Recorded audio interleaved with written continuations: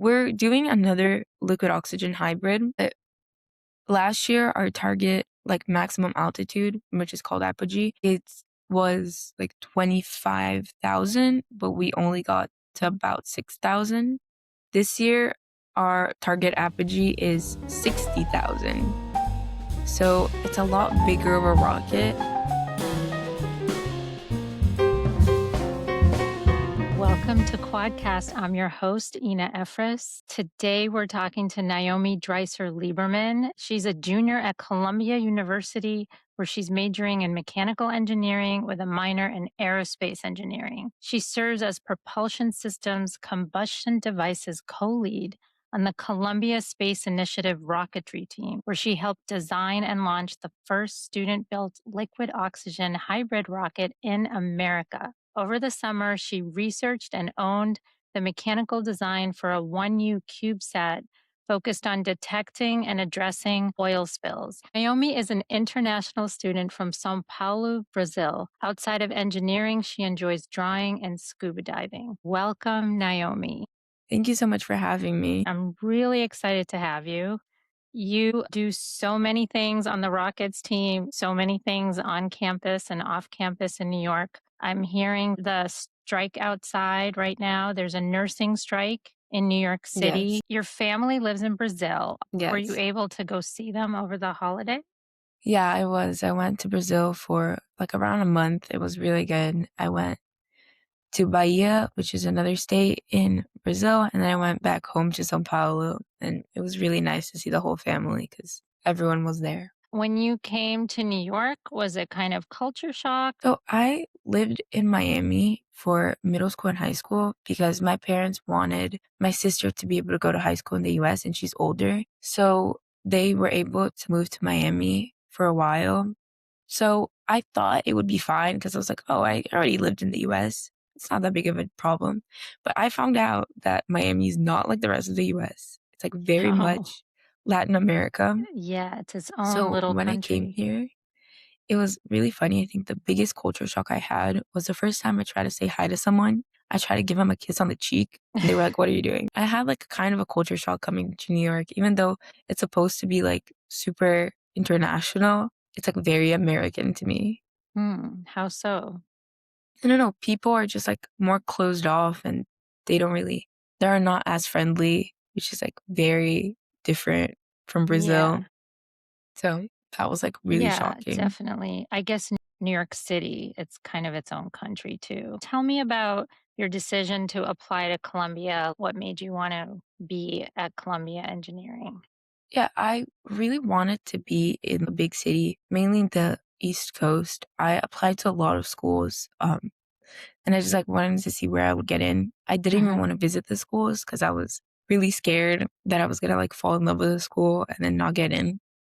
So I just like applied to a bunch of schools, and my top contenders were Columbia and Caltech.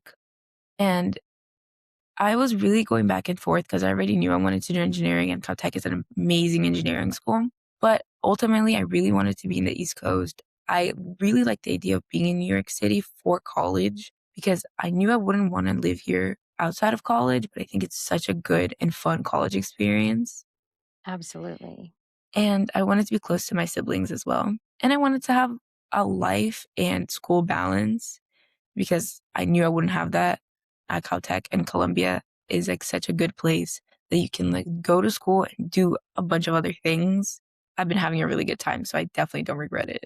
What activities did you do? What kind of engineering projects were you a part of? Caltech and Columbia Engineering are so difficult to get accepted to. You're obviously really advanced in STEM. You have a great brain for STEM, and I hear you're also creative. What were you involved in?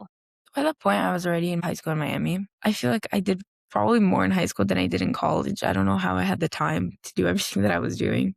So I obviously was taking a bunch of AP classes, mostly focused in STEM. And I also was doing robotics. So I was in a first robotics team, so FRC, and I was mechanical lead for that. That was a lot of fun. It was a lot of work. We went to like a bunch of competitions. We also got a world my senior year, which was really good. It was the first time in the program at my high school that we got to go to World. I also did a lot of community service. So I ran this program. I was president of this program called Together We Innovate.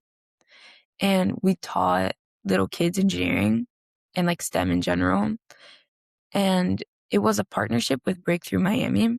And they would come to our school during the weekends and we would like teach them engineering or like it was like mechanical engineering, computer science, forensic science, and health. And it was a lot of work to do that. There was like a lot of hours spent on that. And then I also decided to expand it my senior year so we could like go to more schools. And we were going to two separate schools. We were going to one in Overtown and one in Homestead, which are um schools that have like less opportunities. And the kids really liked it. It was a really good way to be able to teach them something outside of the main curriculum. And we would go to one of those schools like once or twice a week. So again, it was a lot of work because they're pretty far, but it was really rewarding. And a lot of the kids were talking to me afterwards and they said they wanted to go into engineering.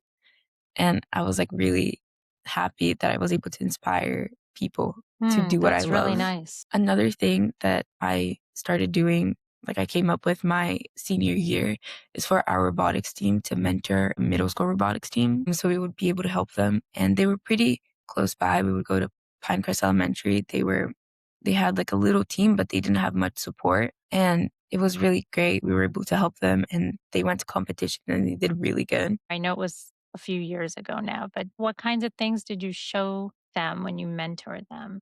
Like it's essentially Legos, like their competition. So it was like more showing them how like some mechanical designs like worked and then you like show them how to do the code for it. It was like a lot of like basic things, but anything really helped, mainly because the teacher that they had didn't know much. So, and they had a couple of teams. So we would split up and two people were in charge of like one team. And then by the end of the year, we grew pretty close to them and it was like really fun going. But it was more guiding them through the entire process, being like, oh, like this is how you start coming up with something. And then this is how you design it and then test it. Oh, and like this doesn't work. What can I change? What can I improve? So, did you apply to college from Miami? Yeah, I You were did. a senior in Miami. Yeah, Okay. I was considered fully an international student. The second I finished high school, my parents moved back. You're all STEM minded, your Yeah. whole family. Both your brother and sister went to MIT. Yeah. So, were you able to visit them on their campus and see the difference between what's good at Columbia and what's good at MIT? What is the difference in your mind? Well, one, you're in New York. So like that makes such a big difference. My siblings would always complain there's absolutely nothing around them. For them to go to restaurants, they had to go like farther away. For them Mhm. to go grocery shopping, it was harder. A lot of the times they would either have to order something or like it would be like kind of a long walk. In And they were college Cambridge. students and they didn't have cars. Right. So that is a very big difference because I have a grocery store like a block away from me. I have restaurants all around. There's always something to do. There's always something to go and something to see. What are your favorite things to do in the city? I like ice skating. I just bought ice skates, so I'm really excited Really? to be able to do that. I'm not very good, but I enjoy doing it. One thing that I want to really start doing this semester is I want to start going to museums with like a sketchbook and just like sketching cute things that I like since I really enjoy drawing as well. And I think my favorite thing is going to the Museum of Natural History. I think I've been like 4 times already. It's just so much fun. They have like these little exhibits and by the end of college, I want to have gone to all of them. You could be there all day and not see everything, right? Yeah, exactly. And I think it's really cool. I enjoy sometimes just walking around and seeing things. Like when it gets warmer during spring, I love just going on walks on Central Park and like talking to people. So tell me about friends. Do you feel like most of your friends are on the Rockets team, or are you making friends in classes, through clubs? Like, how's the social life on campus? I have a lot of friends on the Rockets team. Like my best friend is on the Rocketry team. Um, I feel like most of my friends I've made outside of class. Um, my freshman year, I had like a great roommate and she introduced me to like my next year's roommate and I just became friends with like all of her friends and I think that's mostly where my friend group is. Those are the people that I live with. My roommate and my suite mates are amazing. I'd say they are probably my closest friends outside of the Rocketry team. And I honestly think it's so important to have friends outside of like a club that you're doing because I'm like doing rockets all the time and I'm there all the time. And sometimes that's all I think about. What are your And hours in the mechanical engineering? What is the um, rockets room called? well, we use the makerspace and we use the Mhm. mechanical engineering lab. Uh-huh. We don't really have a lab space for the team, but this past like week, I've been there till like 2 a.m. every day. So it's been a lot. There's a lot of work to be done this semester, so we're like really crunching in on time. I know I So got a text from you at like 2 a.m. your time last night, very late last yeah, night. So I what was are you leaving the guys engineering are you building. guys working on something top secret this year? Are you trying to break another record or do something different again? Are you allowed to talk about it Yeah, or I'm allowed to talk about it. It's not a okay. secret. Okay. If it was a secret, I wouldn't be able to work on it because I'm international. Yeah. We're doing another liquid oxygen hybrid, but last year our target, like maximum altitude, which is called apogee, it was like 25,000, but we only got to about 6,000. This year, our target apogee is 60,000. So it's a lot bigger of a rocket, and our burn time is a lot higher, which becomes a problem because our thermal liner is relatively thin, and we're not sure if it's going to be able to handle a 12-second burn since the maximum we've ever done is 6 seconds, and we had major issues with burn throughs for 6 seconds. So So we've been working like did really you hard. all set this new really hard to reach goal for yourselves or is it part of the competition? No, it was us. We decided to do it. Um, You guys are ambitious. yeah. Like at our team, if we like even half succeed the previous year, we decide to go like double, make it twice as hard. Because why not? Like we don't really care about winning the competition. We care about like growing and learning new things and doing interesting things. That's really a great attitude to have. You mentioned that because you're international, you can't work on top secret stuff. What's it like trying to get internships, like summer internships? I know you worked on this CubeSat in the summer. Did you go back to Yeah. Brazil I to went do it? exactly. I went to Brazil to do it. But Brazil doesn't have that much of an aerospace program. Well, they do have Embraer, but that's planes, Hmm. not really rockets. So it's kind of hard to like try to figure something else out there. But I can't work in the US for rockets or anything like that because it's all ITAR restricted. So finding internships has been tough. A lot of my international friends also say the same thing. It's really hard to find engineering internships as international students right now. Jobs are fine somehow. So you're saying when you graduate from Columbia Engineering, you'll be able to get a full-time job, but you I can't get an couldn't work at intern. SpaceX, But what kind of job could you get? like anything else. Anything that doesn't go to space or isn't like military adjacent, I could work in. So like cars, Oh, okay. even planes, energy, Okay. literally anything that isn't rockets. And do you have plans for this summer yet, or are you still working it out? I'm talking to a couple of different people right now. Mostly they're in energy because I'm really interested in fusion research. I think that's a really important thing for humanity. And I'm also really interested in it. Tell me why fusion research is so important. Obviously, the world has a really bad problem with like carbon emissions and energy, mainly renewable energy. And the future is fusion. The future is nuclear energy. And what we have right now, which is fission, works, but it could be considerably better. And that's fusion. If I can't work in like my first passion, which is rockets, I want to do something with what I learned to be able to help the world. You were doing robotics in high school. Did you start Mhm. robotics in middle school? I knew I wanted to do engineering when I was 11.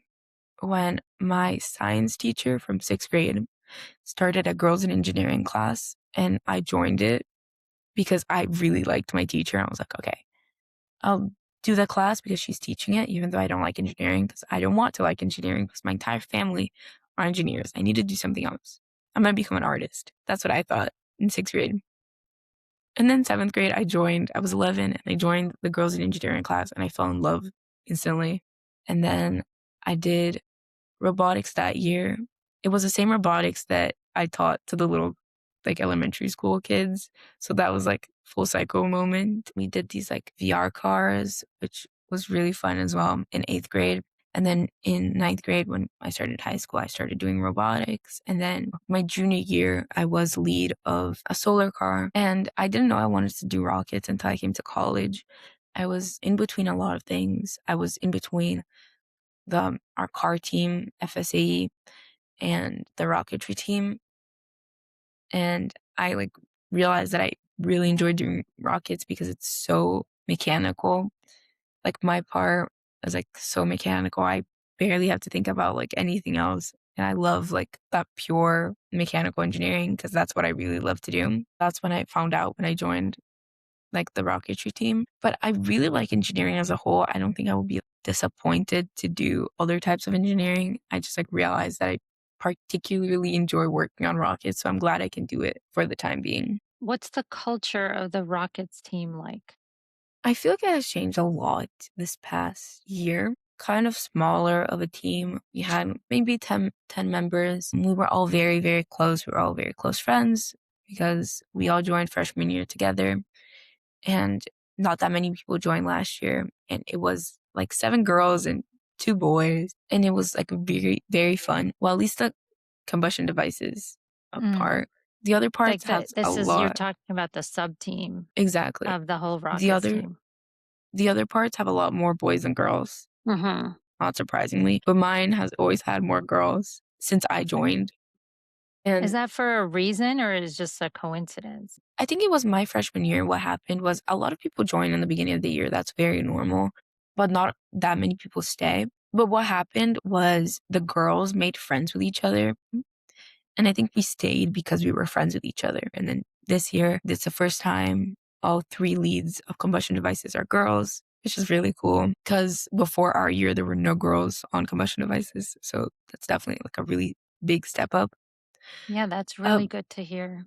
But now our team is really, really big. We have over 30 members, which is a little insane. Just on the combustion team? Yeah, Wow. just on the combustion team. But we are very collaborative. All of our members are very comfortable with us as leads and with our responsible engineers. I think we really try to like make a culture where everyone's friends and we hang out outside of rockets as well. Even though obviously 30 people is a lot harder to be close than like 10 people, we still really try and we have a lot of fun and we try to make everything as fun as possible, even though it's a very high stress situation. Does it feel like a little bit of a cult sometimes or not really? Probably, I feel like rockets as a whole feels like a cult, Hmm. because we're doing it all the time. Hmm. 90% of the time I'm thinking about it. You're trying to solve problems in your mind. There's Yeah, always a problem that comes up. exactly. There's always something to worry about. There's always something to fix. There's always Hmm. something to design. Also, sometimes that's like the only people I see are rockets, even not combustion devices, even if it's like other like teams in rockets, like fluids or electronics or aerostructures. Sometimes for like days, that's all the people I see because they're also my classes. So it becomes like a little like clique, but that's where I feel like it definitely helps to have friends outside of rockets to like get Hmm. your mind out of it, get yourself away from the situation. So you left the Formula SAE team. Is it because Mhm. there's just no time to do both? You can do both if you don't want to commit as much as I've committed. Hmm. I I feel like see. from the amount of time that I spent, I definitely couldn't do both plus classes, plus have a social life outside, which is very important to me because I love people. I love talking to people. I love meeting new people. So I definitely want to like have a life outside of like where I work, which is Hmm. essentially rockets. Right. Um, And Yeah, it's also like a job. it It is. really is. And I just enjoyed the culture and the vibes of Rockets more. So that's why I Mhm, decided to stay in Rockets instead of mhm. staying in the FSA team. So are there other clubs that you can join that you don't have to spend as much time doing? Do you do any other organized social things? I try to go to Chabad as much as I can, which is really fun. It's like once a week. But I've been going less this like past year because Rockets is also on Friday and that takes up a lot of time. But I try to go whenever I can. There's also the Brazilian Society Club. I also try to go to some things because I'm friends with some of the Brazilians. But involvement in a club, I'd say it's mostly Rockets because that takes up so much time. And I'm also part of a sorority, Sigma Delta Tau. So that's also another way of meeting people outside of Rockets. In college, it's really easy to like meet people. Just go start talking to someone random. You'll probably be friends with them. When you have a great sense of humor, so I'm sure that helps. Thank you. That definitely does help. Yeah. So you said you loved your science teacher who got you started on the STEM track, but that you Hmm. were really into creative outlets before that. What were some Yeah. of your creative outlets?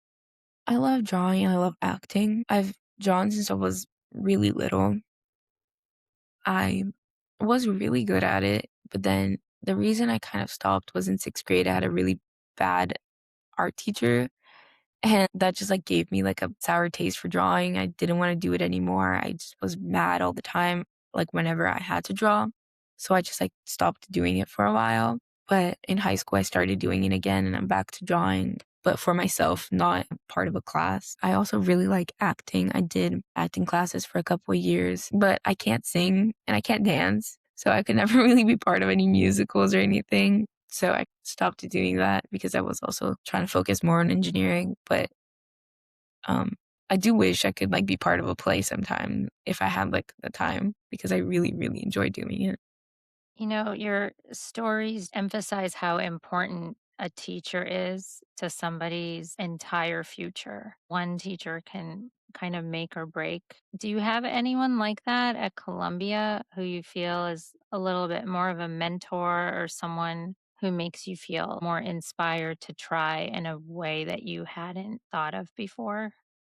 Not really with professors. I think it's kind of hard with like my class sizes being so big and us not really having a mentor for the Rocketry team.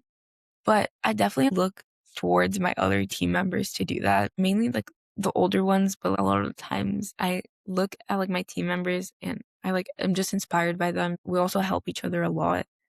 Um, our older team members taught us everything that we really know, and that's what we're doing for the younger team members. So, um, I feel like mentorship in our team works more like student to student instead of a professor to a student. It's really lucky when you find a student run, it doesn't have to be in STEM, but a student run organization like that, where the more experienced students are really like lifting up the rookies, the newer members, and then as the newer members move up, they pay it forward, especially when Yeah, you're at a big university where the lecture halls are huge and the class sizes are enormous and you have a TA grading your work. exactly. That's definitely how like we like wanted to run the team. We always advertise you don't have to come in with any experience. We'll teach you everything that you need to know, which is true. Like a lot of our members came in not even knowing how to like design something.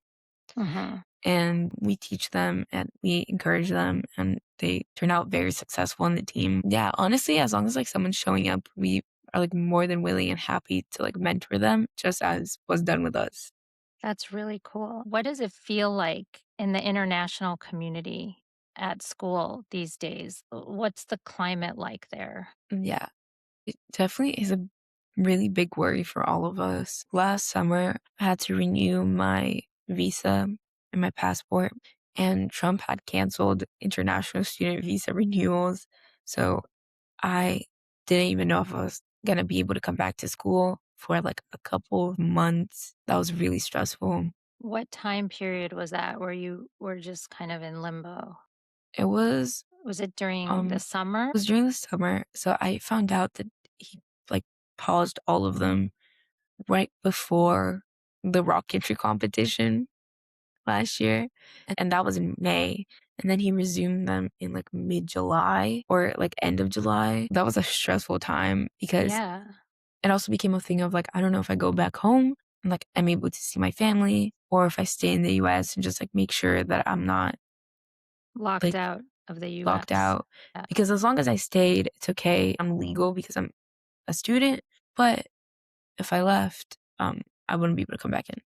So that was like a really, really big worry. I decided Mhm. that I was going to go to Brazil because in case that he did reopen them, I didn't want to miss that time because hopefully I get a job. And then that was the last summer I was going to be able to spend with my family. Mm. My Brazilian friends are looking for jobs in Brazil as well in the US because they're scared they're not going to be able to work here anymore. Yeah, there's a lot of like worries that we have. So it's been like Yeah. a tense climate. Colombia is very good at like helping out international students.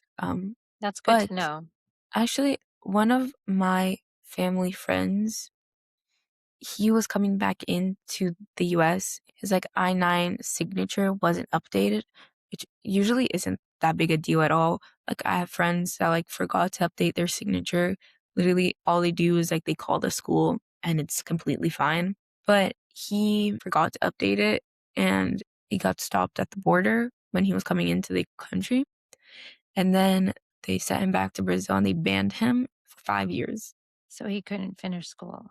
Yeah, this just happened. And I've also had friends that were also international students and there was like something slightly wrong, which wouldn't have been that much of a worry, but they looked at the people's phones and they saw they had like memes of like talking bad about the president or something like that. At the Like airport or yeah, at like the immigration? immigrations. Yeah. Okay. So Like they took their phones, they saw memes that were not favorable to Donald Trump, and then what happened? and then they got deported. And these are people you know? Family, friends. Yeah. When your family came from Brazil to Miami for more opportunities for you guys, for better education, I bet that never crossed anybody's mind that when you were in college one day in the US, it would turn out like this. No, never. We never thought of that. We always thought like the US was always like a big freak country because that's always what like they talk about. It was like really shocking. But Brazil's also having its struggles right now. So honestly, like I don't know which one's worse. You love scuba diving. When did you start Yeah. doing that? I started it when I was 12. So I've been doing it for a while. My entire family does it. My parents, they did technical diving. Wow. They stopped when they had kids because it's very dangerous. But they definitely knew that they wanted us to scuba dive with them. So the second I was old enough to do it, my parents had the three of us enrolled in lessons so we could start learning and go. And then we go on like scuba diving trips. We go on like a liveaboard. It has like maybe 30 people, including crew.